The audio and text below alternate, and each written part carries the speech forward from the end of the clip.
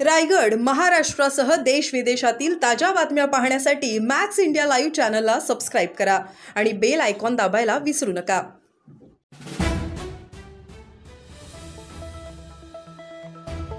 रायगडच्या खालापूर तालुक्यातील मंगलम कंपनीत रात्री भीषण आग लागल्याने हाहाकार उडाला।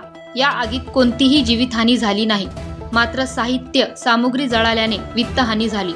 या आगीवर नियंत्रण मिळवण्यासाठी एकूण 13 एजन्सीच्या फायर ब्रिगेड टीम दाखल झाल्या होत्या।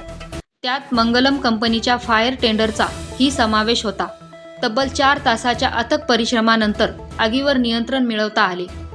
हेल्प फाउंडेशनच्या मेंबर्सनी खालापूर तालुका पोलीस स्टेशनचे पोलीस निरीक्षक सचिन पवार आणि मंडळ अधिकारी संदेश पानसरे यांच्या मार्गदर्शनाखाली घटनास्थळी येणाऱ्या फायर ब्रिगेड टीमचे नियोजन, संसाधनाची जुळवाजुळव, संसाधनाची वाहतूक इत्यादी बाबतीत मोलाची भूमिका बजावली आणि आग लागलेल्या ठिकाणी सुरक्षेच्या साधनांचा वापर करत प्रत्यक्ष मदतकार्य केले।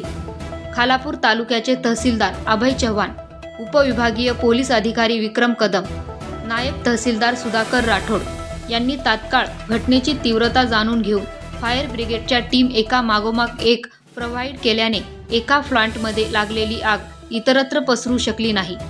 कापूर आणि इतर पेट्रोलजन्य पदार्थ त्या ठिकाणी मोठ्या प्रमाणात होते, मात्र अत्यंत शिस्तबद्ध पद्धतीने सर्व एजन्सींनी आगीवर नियंत्रण मिळवल्याने खूप मोठे नुकसान आणि जीवितहानी टळली।